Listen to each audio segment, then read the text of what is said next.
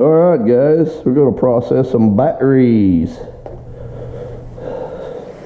I got my GoPro on. I'm going to try out doing some videos.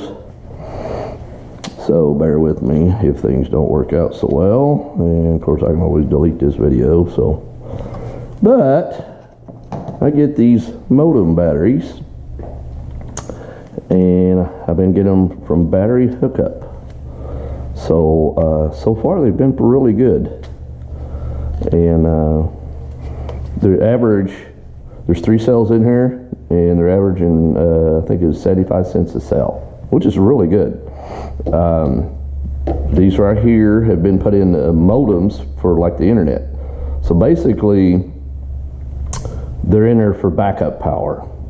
Okay, so the modem is set up, and here's one I've broken down already. I'm going to show you how I'm doing this.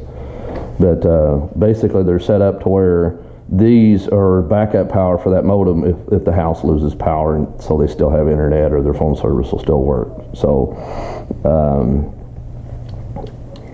what it is these haven't been cycled very much at all. So they're just pretty much like brand new batteries. I have went through several batches of these. I started out with only bought like 20 just to see how they was, 20 battery packs, which has 3 per pack. So took a little bit. I tried a couple different ways of getting them open and to keep from damaging them. And of course I found out my vise is about the best option. Squeezing pressure from the sides is working really well, and of course then I use a screwdriver, so I'll show you here in a second. But anyways, this is the process of this, and then I'll try to make another video of the finishing, which isn't really hard, but depends on how much experience you've had messing with this stuff. But usually I'll pry this, get this up like this, and you can just pull out, and then of course this is the little BMS board here, and then of course I got a pair of cutters, and I'll just nip all these wires and then break this on down further. So fairly easy, takes a little time. So anyways, I'll use a screwdriver and a hammer, and just on this seam right here, just put that in the vise. And I've tried a little farther forward, a little farther this way, about middle ways works the best. So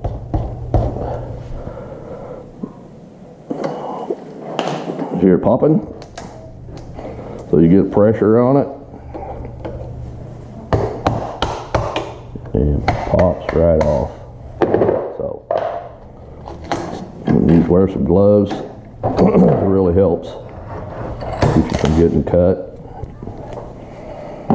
And you can just rip off the tops. So I'll usually go through. I got a box of them here, as you can see.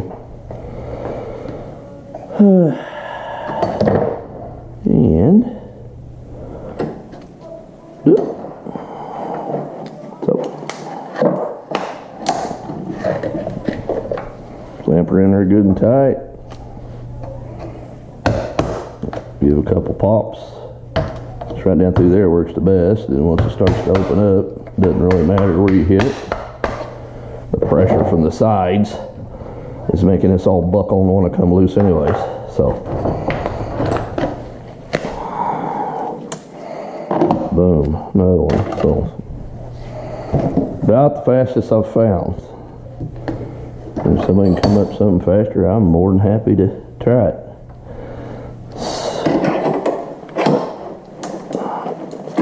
Pressure on it, and you hear it popping.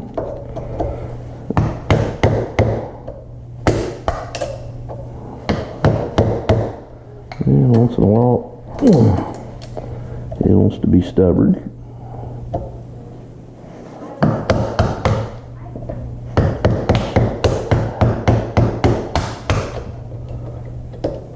But most of the time, quite easy.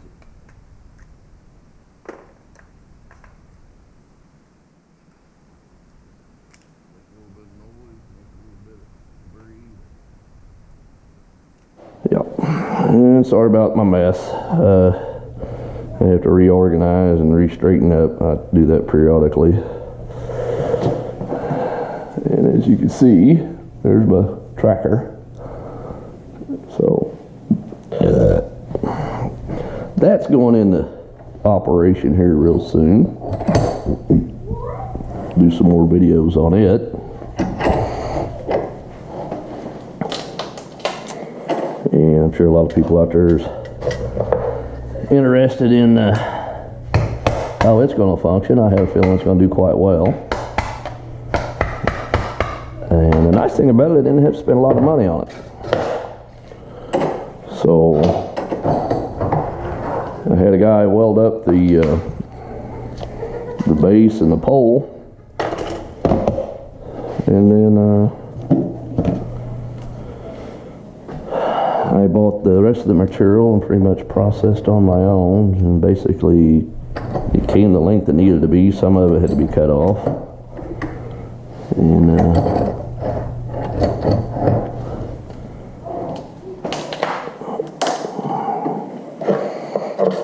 but it's all aluminum and steel, and it'll last a long, long time, and that's what I want.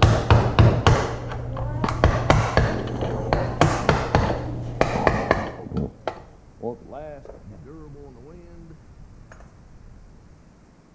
and upgradable. I actually made the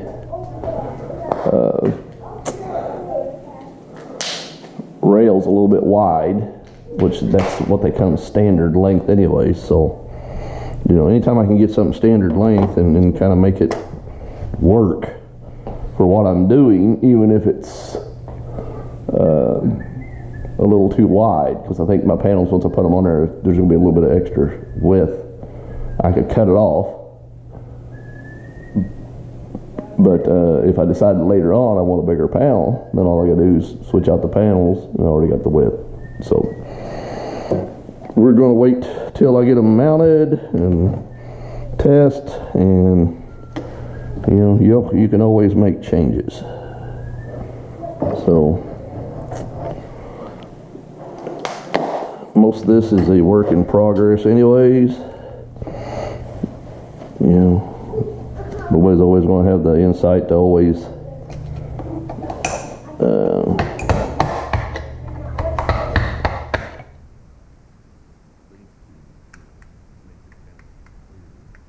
project a certain way and think of every option. I like to try to leave myself open option-wise.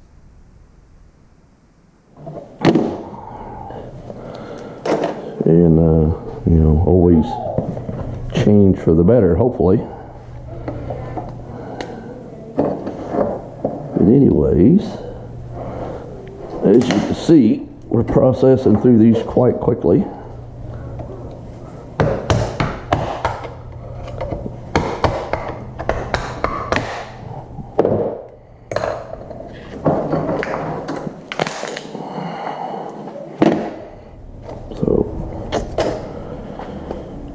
We are going to end this video at this point, and please like, subscribe, comment if you guys got any comments, got any suggestions. I'm more than happy to take suggestions, and if you got complaints, and you can give those too. But, you know, if you're just here to complain, I'll probably just delete it. So, you know, I'm about helping people out if I can. And there's a lot of people starting to do this, doing the DIY power wall. I've got a Batrium balancer that I've gotten already. And, of course, I'm just finishing up getting my cells. I got a bunch of cells I got to process, like these, and I got a Zan flare. I have a Opus. I just got a new one, and it is the, I'm trying to think of the name of it. It escapes me. Litacola? Is that how it's pronounced? Litacola. I've done several cells in the Zanflare and the Opus. Technically, I like the Zanflare the best because it will actually kind of wake up cells that are really low in charge. You know, I think it's worked to start charging when some of the cells are actually down around 1.5 to 2 volts. When the Opus will just give you a null, and then you have to find some way manually to put a little bit of juice back in the battery. And I haven't used the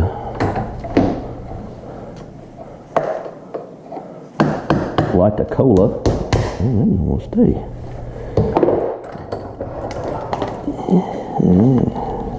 That could be why, huh? But I'm going to test Litacola.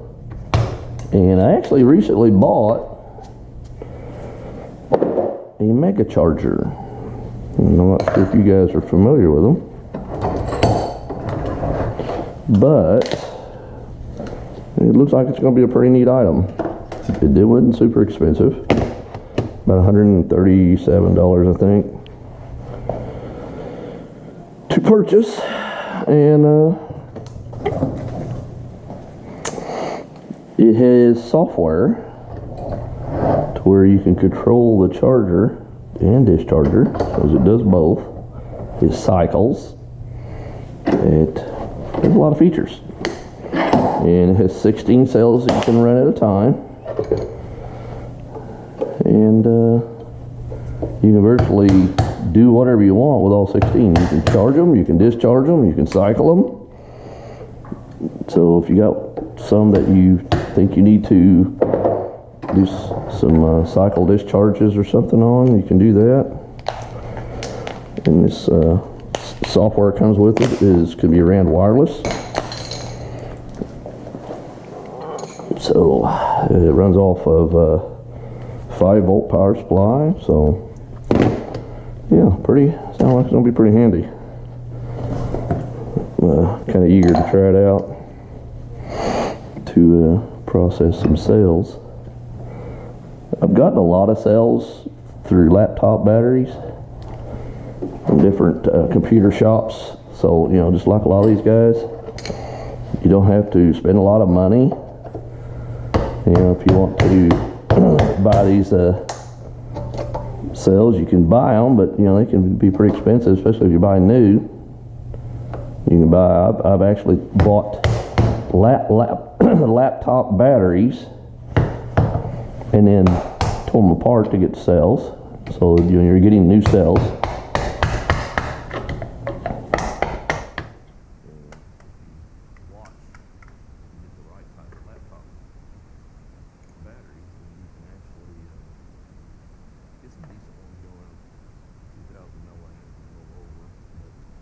These are 26, 28, 29 here that I'm getting. And, some of them are pink, some of them are gray. They're all LGs though. Good brand name battery. And if you run through and check,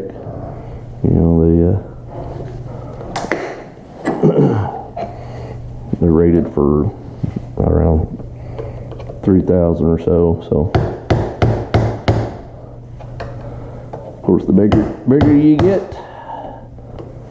if you can, the more power you're going to have in your power wall, and easier to balance if you set up your cells and your packs correctly, which these are all going to be going in 150 cell packs, or batteries. So it's going to be one battery, 150 cells. I'm making it 15 long by 10 wide.